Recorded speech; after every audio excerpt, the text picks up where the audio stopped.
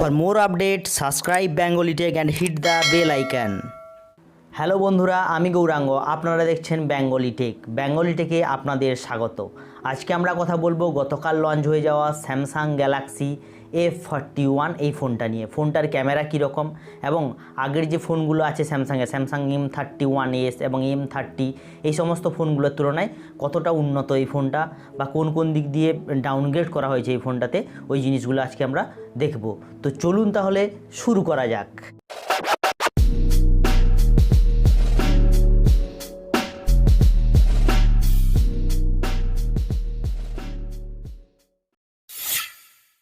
Samsung Galaxy F41-এ আমরা পাচ্ছি 6.4 inch full HD plus super AMOLED display পাচ্ছি এই ফোনটাতে আমরা। তো আগের ফোনগুলোর তুলনায় একটু ছোটো বলা চলে, আগেরগুলো 6.5 6.6 এইরকম ছিল, এটাতে আমরা 6.4 ইঞ্চি ডিসপ্লে পাচ্ছি। সেই সঙ্গে সঙ্গে ফোনটার ওয়েট করা হয়েছে 191 গ্রাম এবং 8.9 mm থিকনেস করা হয়েছে এবং সেই সঙ্গে সঙ্গে ফোনটাতে আমরা পাচ্ছি 6000 মিলিঅ্যাম্পিয়ারের ব্যাটারি এবং 15 ওয়াটের ফাস্ট চার্জার।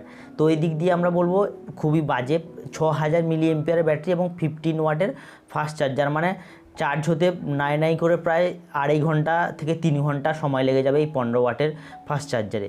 কিন্তু আমরা যদি একটু বেশি বা 25 ওয়াটের চার্জারে যাই, M31s আমরা 25 ওয়াটের চার্জার পাচ্ছি এবং অন্যান্য যে ফোনগুলো M30s বা M31 যে ফোনগুলো, এই ফোনগুলোতে আমরা পাচ্ছি 15 ওয়াট, সেমি 15 ওয়াটের চার্জার, অর্থাৎ এই দিক দিয়ে কোনো উন্নত করেনি স্যামসাং।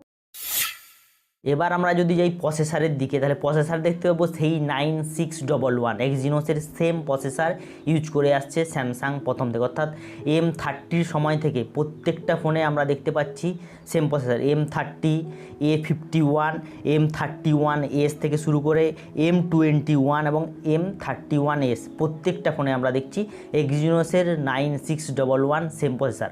আমার মনে হচ্ছে যে স্যামসাং মনে হয় এই প্রসেসরটা স্টক যেটা আছে ওটা শেষ করতে পারছে না, ওই জন্য এটাই বারবার ইউজ করে চলছে, এই প্রসেসরটা বারবার ইউজ করে চলছে। অর্থাৎ এই প্রসেসরটা খুব একটা ভালো প্রসেসর না, যেটা স্ন্যাপড্রাগনের 660 বা 665 এইরকম লেভেলের প্রসেসর বলা চলে। এটাতে এমনি সাধারণত গেম খেললে একটা হাই এন্ডের অবশ্যই ল্যাগ আসবেই এবং এমনি সাধারণ কোনো এমনি মডার্ন ডেলি ইউজেসের ক্ষেত্রে এটা ঠিক আছে, কিন্তু অন্যান্য ক্ষেত্রে কোনো হাই গেম বা কোনো এডিটিংয়ের ক্ষেত্রে এডিটিং অ্যাপ যদি ইউজ করি তাহলে অবশ্যই দাঁড়িয়ে যাবে, অর্থাৎ ল্যাগ হবে, প্রায়ই ল্যাগ হতে দেখতে পাবো এই প্রসেসরটাতে।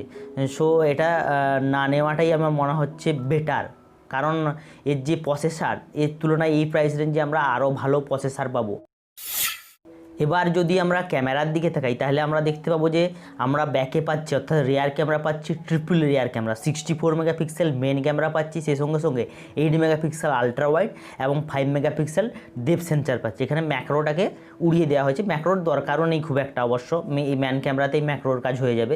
তো আমরা যদি M31 দেখি কিংবা M31s দেখি, এই ফোনগুলোতে আমরা দেখতে পাবো যে একটা এক্সট্রা ম্যাক্রো সেন্সার আমরা পাচ্ছি এবং সেই সঙ্গে সঙ্গে এটাতেও আমরা 32 মেগাপিক্সেল ক্যামেরা পাচ্ছি ফ্রন্টের দিকে, এবং অন্যান্য যে ফোনগুলো M30 বলো M21-এ 20 মেগাপিক্সেল ক্যামেরা পাচ্ছি, কিন্তু এটাতে আমরা পাচ্ছি M31s বা M31 এই ফোনগুলোতে আমরা পাচ্ছি 32 মেগাপিক্সেল, সেই সঙ্গে সঙ্গে এটাতেও আমরা 32 মেগাপিক্সেল ক্যামেরা পাচ্ছি।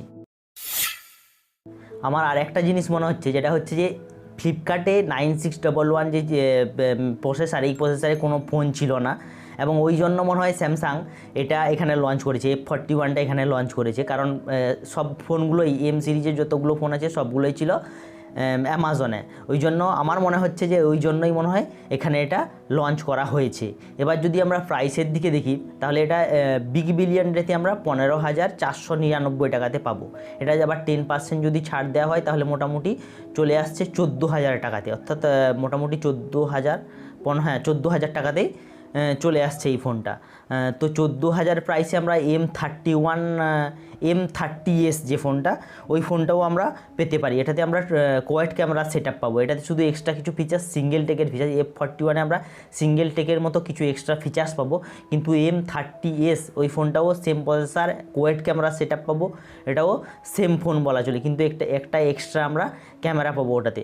সো ওই ফোনটাই নেওয়ায় আমার মনে হয় বেটার হবে এটার তুলনায় F41। এটা কেন যে স্যামসাং লঞ্চ করতে গেলো এই ফোনটা আমি বুঝতে পারছি না, কোনো যৌক্তিকতা নেই ফোনটা লঞ্চ করার পেছনে। তো তো বন্ধুরা এখনকার মতো ভিডিওটা এ পর্যন্ত। কেমন লাগলো ভিডিওটা কমেন্টে অবশ্যই জানান। সেই সঙ্গে সঙ্গে লাইক করুন, শেয়ার করুন এবং অবশ্যই সাবস্ক্রাইব করুন। এবং F41 এবং অন্যান্য যে স্যামসাংয়ের যে ফোনগুলো ওইগুলো নিয়ে আমার যে মতামতটা কেমন লাগলো অবশ্যই কমেন্টে জানান। তো এখনকার মতো টাটা, বাই বাই, দেখা হবে আবার নেক্সট ভিডিওতে।